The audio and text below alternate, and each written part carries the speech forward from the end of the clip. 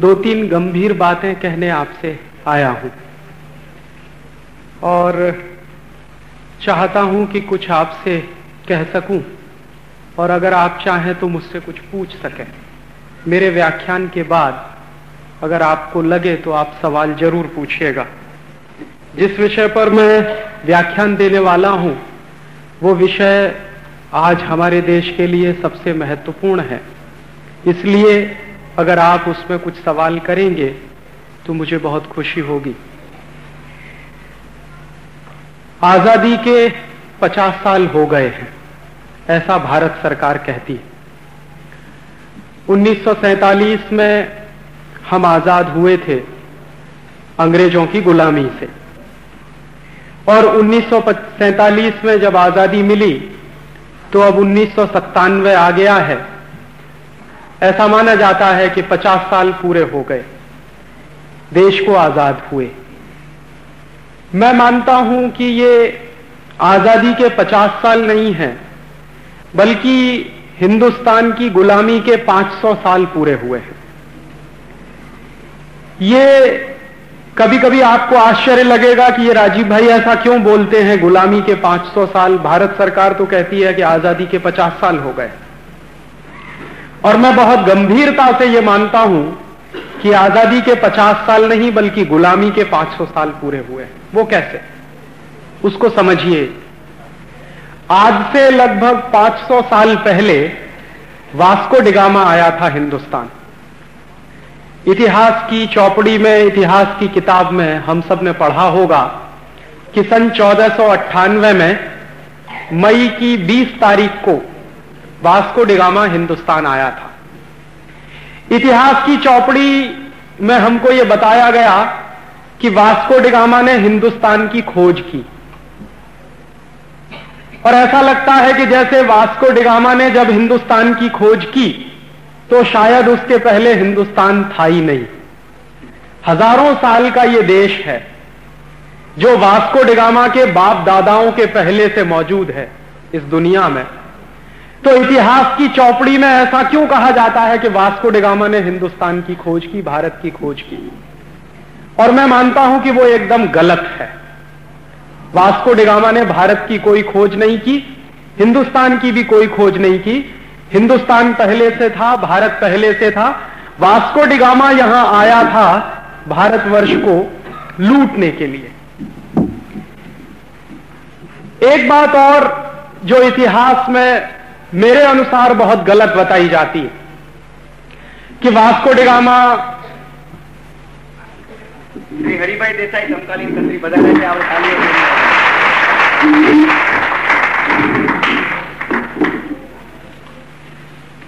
दूसरी बात जो मैं कह रहा था कि अक्सर यह कहा जाता है कि वो वास्को डिगामा एक बहुत बहादुर नाविक था, बहादुर सेनापति था, बहादुर सैनिक था और हिंदुस्तान की खोज के अभियान पर निकला था। ऐसा कुछ नहीं था। सच्चाई यह है कि पुर्तगाल का वो उस जमाने का डॉन था, माफिया था। जैसे आज के जमाने में हिंदुस्तान में बहुत सारे माफिया किंग हैं, उनका नाम लेने की जरूरत नहीं है क्योंकि मंदिर की पवित्रता खत्म हो जाएगी। ऐसे ही बहुत सारे डॉन और माफिया किंग 15वीं शताब्दी में होते थे यूरोप में। और 15वीं शताब्दी का जो यूरोप था वहां दो देश बहुत ताकतवर थे उस जमाने में, एक था स्पेन और दूसरा था पुर्तगाल। तो वास्को डिगामा जो था वो पुर्तगाल का माफिया किंग था। 1490 के आसपास से वास्को डिगामा पुर्तगाल में चोरी का काम, लुटेरे पने का काम, डकैती डालने का काम, यह सब किया करता था। और अगर सच्चा इतिहास उसका आप खोजिए तो एक चोर और लुटेरे को हमारे इतिहास में गलत तरीके से हीरो बनाकर पेश किया गया। और ऐसा जो डॉन और माफिया था उस जमाने का पुर्तगाल का, ऐसा ही एक दूसरा लुटेरा और डॉन था, माफिया था, उसका नाम था कोलंबस। वो स्पेन का था। तो हुआ क्या था, कोलंबस गया था अमेरिका को लूटने के लिए और वास्को डिगामा आया था भारतवर्ष को लूटने के लिए। लेकिन इन दोनों के दिमाग में ऐसी बात आई कहां से, कोलंबस के दिमाग में यह किसने डाला कि चलो अमेरिका को लूटा जाए, और वास्को डी गामा के दिमाग में किसने डाला कि चलो भारतवर्ष को लूटा जाए? तो इन दोनों को ये कहने वाले लोग कौन थे? अतुल भाई जो बता रहे थे वही बात मैं आपसे दोहरा रहा हूं। हुआ क्या था कि 14वीं और 15वीं शताब्दी के बीच का जो समय था, यूरोप में दो ही देश थे जो ताकतवर माने जाते थे। एक देश था स्पेन, दूसरा था पुर्तगाल। तो इन दोनों देशों के बीच में अक्सर लड़ाई झगड़े होते थे। लड़ाई झगड़े किस बात के होते थे कि स्पेन के जो लुटेरे थे वो कुछ जहाजों को लूटते थे तो उसकी संपत्ति उनके पास आती थी। ऐसे ही पुर्तगाल के कुछ लुटेरे हुआ करते थे, वो जहाजों को लूटते थे तो उनके पास संपत्ति आती थी। तो संपत्ति का झगड़ा होता था कि कौन कौन संपत्ति ज्यादा रखेगा, स्पेन के पास ज्यादा संपत्ति जाएगी या पुर्तगाल के पास ज्यादा संपत्ति जाएगी। तो उस संपत्ति का बंटवारा करने के लिए कई बार जो झगड़े होते थे वो वहां की धर्म सत्ता के पास ले जाए जाते थे। और उस जमाने की वहां की जो धर्म सत्ता थी वो क्रिश्चियनिटी की सत्ता थी, और क्रिश्चियनिटी की सत्ता में 1492 के आसपास पोप होता था जो सिक्स्थ कहलाता था, छठवां पोप। तो एक बार ऐसा ही झगड़ा हुआ पुर्तगाल और स्पेन की सत्ताओं के बीच में। और झगड़ा किस बात को लेकर था? झगड़ा इस बात को लेकर था कि लूट का माल जो मिले वो किसके हिस्से में ज्यादा जाए। तो उस जमाने के पोप ने एक अध्यादेश जारी किया, आदेश जारी किया, एक नोटिफिकेशन जारी किया सन 1492 में। और वो नोटिफिकेशन क्या था? वो नोटिफिकेशन ये था कि 1492 के बाद सारी दुनिया की संपत्ति को उन्होंने दो हिस्सों में बांटा, और दो हिस्सों में ऐसा बांटा कि दुनिया का एक हिस्सा पूर्वी हिस्सा और दुनिया का दूसरा हिस्सा पश्चिमी हिस्सा। तो पूर्वी हिस्से की संपत्ति को लूटने का काम पुर्तगाल करेगा और पश्चिमी हिस्से की संपत्ति को लूटने का काम स्पेन करेगा। यह आदेश 1492 में पोप ने जारी किया। यह आदेश जारी करते समय जो मूल सवाल है वो ये है कि क्या किसी पोप को यह अधिकार है कि वो दुनिया को दो हिस्सों में बांटे और उन दोनों हिस्सों को लूटने के लिए दो अलग अलग देशों की नियुक्ति कर दे? स्पेन को कहा कि दुनिया के पश्चिमी हिस्से को तुम लूटो, पुर्तगाल को कहा कि दुनिया के पूर्वी हिस्से को तुम लूटो। और 1492 में जारी किया हुआ वो आदेश और बुल आज भी एग्जिस्ट करता। यह क्रिश्चियनिटी की धर्म सत्ता कितनी खतरनाक हो सकती है उसका एक अंदाजा इस बात से लगता है कि उन्होंने मान लिया कि सारी दुनिया तो हमारी है और इस दुनिया को दो हिस्सों में बांट दो। पुर्तगाली पूर्वी हिस्से को लूटेंगे, स्पेनिश लोग पश्चिमी हिस्से को लूटेंगे।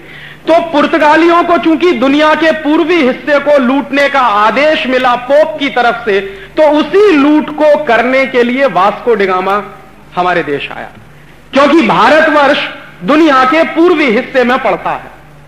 और उसी लूट के सिलसिले को बरकरार रखने के लिए कोलंबस अमेरिका गया।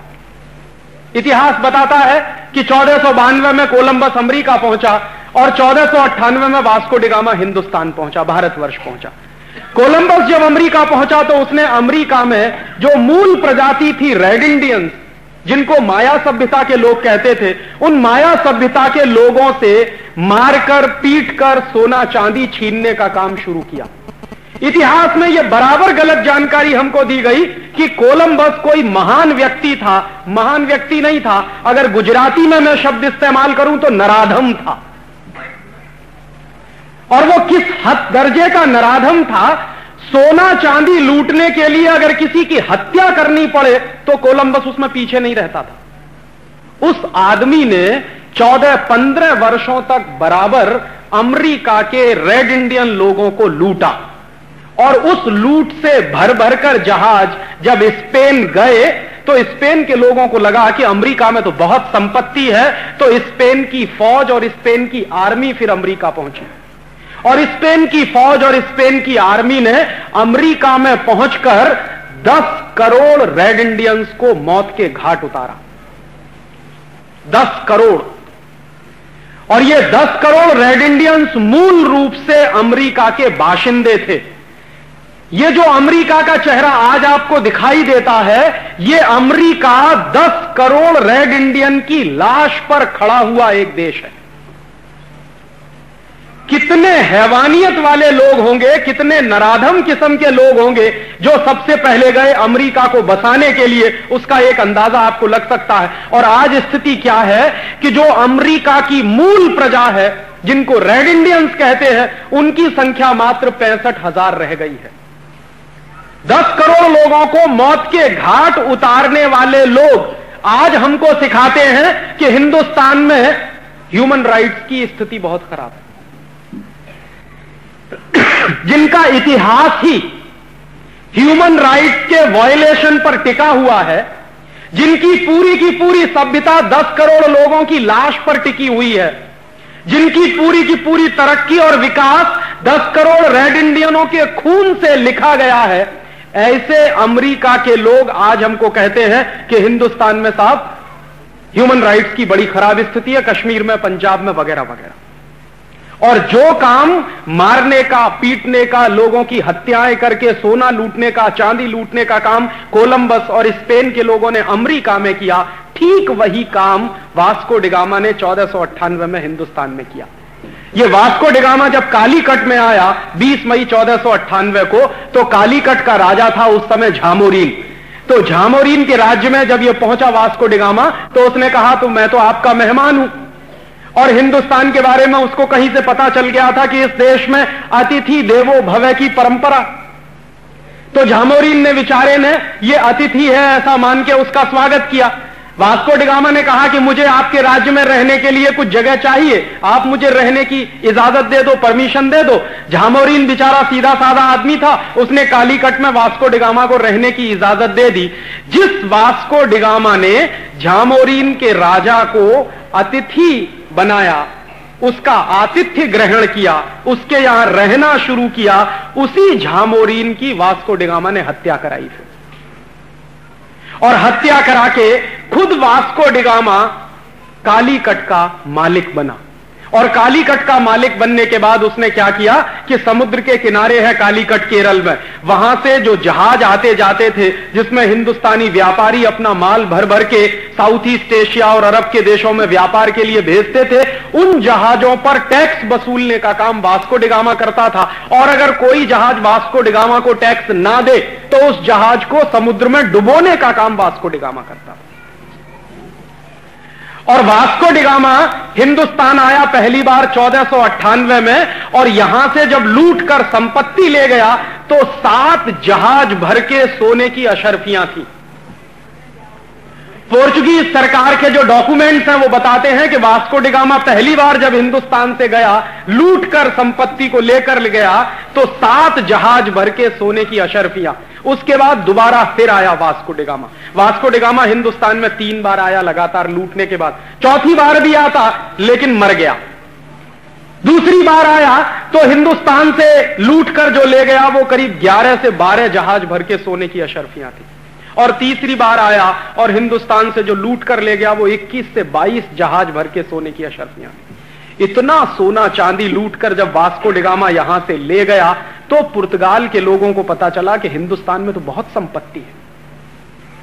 और भारतवर्ष की संपत्ति के बारे में उन्होंने पहले भी कहीं पढ़ा था। उनको कहीं से यह टेक्स्ट मिल गया था कि भारत एक ऐसा देश है जहां पर महमूद गजनवी नाम का एक व्यक्ति आया, 17 साल बराबर आता रहा, लूटता रहा इस देश को, एक ही मंदिर को, सोमनाथ का मंदिर जो वेरावल में।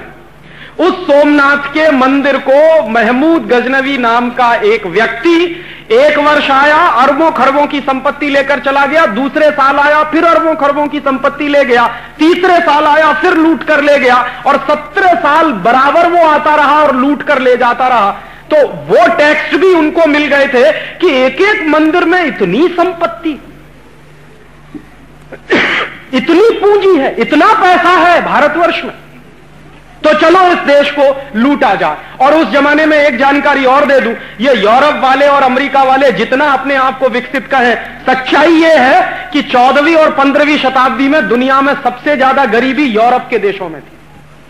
खाने पीने को भी कुछ होता नहीं था, प्रकृति ने उनको हमारी तरह कुछ भी नहीं दिया। ना उनके पास नेचुरल रिसोर्सेज हैं जितने हमारे पास हैं, न मौसम बहुत अच्छा है, न खेती बहुत अच्छी होती थी, और उद्योगों का तो प्रश्न ही नहीं उठता। 13वीं और 14वीं शताब्दी में तो यूरोप में कोई उद्योग नहीं होता था। तो उन लोगों का मूलतः जीविका का जो साधन था वो लुटेरेपन के काम से जीविका चलाते थे, चोरी करते थे, डकैती डालते थे, लूट डालते थे। ये मूल काम करने वाले यूरोप के लोग थे। तो उनको पता लगा कि हिंदुस्तान और भारतवर्ष में इतनी संपत्ति है, तो चलो उस देश को लूटा जाए। और वास्को डी गामा ने आकर हिंदुस्तान में लूट का एक नया इतिहास शुरू किया। उसके पहले भी लूट चली हमारी, महमूद गजनवी जैसे लोग हमको लूटते रहे, लेकिन वास्को डी गामा ने आकर लूट को जिस तरह से केंद्रित किया और ऑर्गेनाइज किया, वो समझने की जरूरत है। उसके पीछे पीछे क्या हुआ? पुर्तगाली लोग आए, उन्होंने 70-80 वर्षों तक इस देश को खूब जमकर लूटा। पुर्तगाली चले गए इस देश को लूटने के बाद, फिर उसके पीछे फ्रांसीसी आए, उन्होंने इस देश को खूब जमकर लूटा, 70-80 वर्ष उन्होंने भी लूटा। उसके बाद डच आ गए, हॉलैंड वाले, उन्होंने इस देश को लूटा। और उसके बाद फिर अंग्रेज आ गए हिंदुस्तान में, लूटने के लिए ही नहीं बल्कि इस देश पर राज्य भी करने के लिए। पुर्तगाली आए लूटने के लिए, फ्रांसीसी आए लूटने के लिए, डच आए लूटने के लिए, और फिर पीछे से अंग्रेज चले आए लूटने के लिए। अंग्रेजों ने लूट का तरीका बदल दिया। ये अंग्रेजों से पहले जो लोग लूटने के लिए आए वो आर्मी लेके आए थे, बंदूक लेके आए थे, तलवार लेके आए थे और जबरदस्ती लूटते थे। अंग्रेजों ने क्या किया कि लूट का सिलसिला बदल दिया और उन्होंने अपनी कंपनी बनाई, उसका नाम ईस्ट इंडिया रखा। ईस्ट इंडिया कंपनी को लेकर सबसे पहले सूरत में आए, इसी गुजरात में। यह बहुत बड़ा दुर्भाग्य है इस देश का कि जब जब इस देश की लूट हुई है गुजरात के रास्ते हुई। जितने लोग इस देश को लूटने के लिए आए बाहर से, वो गुजरात के रास्ते घुसे इस देश में। इसको समझिए क्यों? क्योंकि गुजरात में संपत्ति बहुत थी और आज भी है। तो अंग्रेजों को लगा कि सबसे पहले लूटने के लिए चलो सूरत में, पूरे हिंदुस्तान में कहीं नहीं गए, सबसे पहले सूरत में आए और सूरत में आके ईस्ट इंडिया कंपनी के लिए कोठी बनानी है, ऐसा वहां के नवाब के सामने उन्होंने फरमान रखा।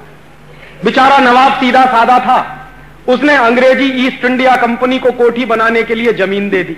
कभी आप जाइए सूरत में, वो कोठी आज भी खड़ी हुई है, उसका नाम है कूपर विला। एक अंग्रेज था, उसका नाम था जेम्स कूपर। 6 अधिकारी आए थे सबसे पहले ईस्ट इंडिया कंपनी के, उनमें से एक अधिकारी था जेम्स कूपर। तो जेम्स कूपर ने अपने नाम पर उस कोठी का नाम रख दिया कूपर विला। वो ईस्ट इंडिया कंपनी की सबसे पहली कोठी बनी सूरत में।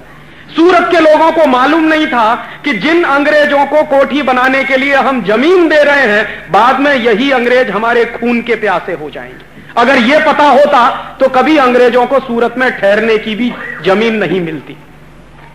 अंग्रेजों ने फिर वही किया, उनका जो असली चरित्र था। पहले कोठी बनाई, व्यापार शुरू किया, धीरे धीरे पूरे सूरत शहर में उनका व्यापार फैला और सन 1612 में सूरत के नवाब की हत्या कराई। जिस नवाब से जमीन लिया कोठी बनाने के लिए, उसी नवाब की हत्या कराई अंग्रेजों ने। और 1612 में जब नवाब की हत्या करा दी उन्होंने, तो सूरत का पूरा बंदरगाह अंग्रेजों के कब्जे में चला गया। और अंग्रेजों ने जो काम सूरत में किया था 1612 में, वही काम कलकत्ता में किया, वही काम मद्रास में किया, वही काम दिल्ली में किया, वही काम आगरा में किया, वही काम लखनऊ में किया। माने जहां भी अंग्रेज जाते थे अपनी कोठी बनाने के लिए ईस्ट इंडिया कंपनी को लेके, उस हर शहर पर अंग्रेजों का कब्जा होता था और ईस्ट इंडिया कंपनी का झंडा फहराया जाता था। 150 वर्षों के अंदर व्यापार के बहाने अंग्रेजों ने सारे देश को अपने कब्जे में ले लिया। 1750 तक आते आते सारा देश अंग्रेजी ईस्ट इंडिया कंपनी का गुलाम हो गया। किसी को नहीं मालूम था कि जिस ईस्ट इंडिया कंपनी को हम व्यापार के लिए छूट दे रहे हैं, जिन अंग्रेजों को हम व्यापार के लिए जमीन दे रहे हैं, जिन अंग्रेजों को व्यापार के लिए हिंदुस्तान में हम बुला के ला रहे हैं, वही अंग्रेज इस देश के मालिक हो जाएंगे, ऐसा किसी को अंदाजा नहीं था। अगर ये अंदाजा होता तो शायद कभी उनको छूट न मिलती। लेकिन 1750 में यह अंदाजा हुआ, और अंदाजा हुआ एक व्यक्ति को, उसका नाम था सिराजुद्दौला। बंगाल का नवाब था।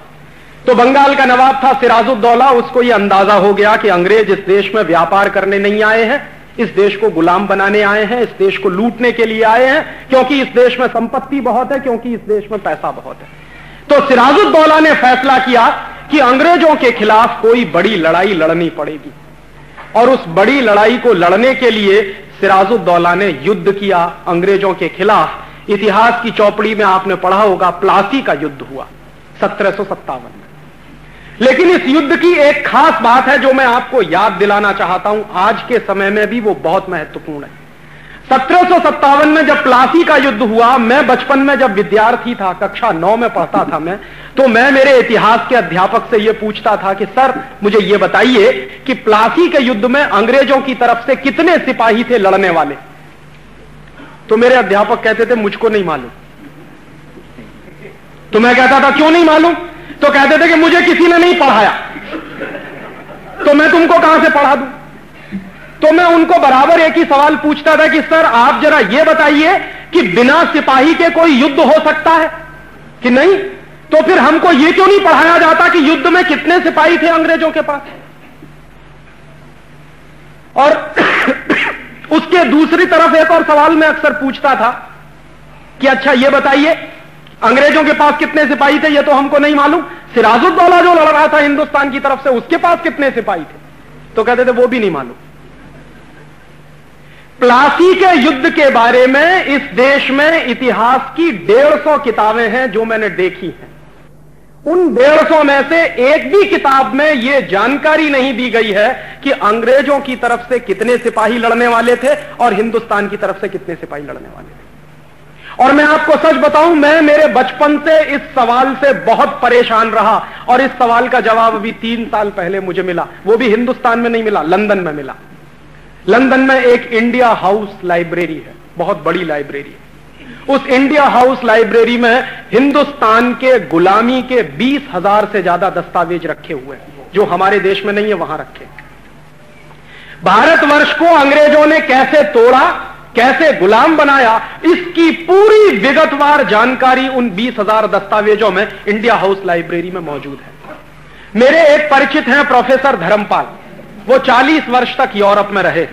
मैंने एक बार उनको एक चिट्ठी लिखी, मैंने कहा सर मैं ये जानना चाहता हूं बेसिक क्वेश्चन कि प्लासी के युद्ध में अंग्रेजों के पास कितने सिपाही थे। तो उन्होंने कहा देखो राजीव, अगर तुमको ये जानना है तो बहुत कुछ जानना पड़ेगा, और तुम तैयार हो जानने के लिए? मैंने कहा मैं सब जानना चाहता हूं।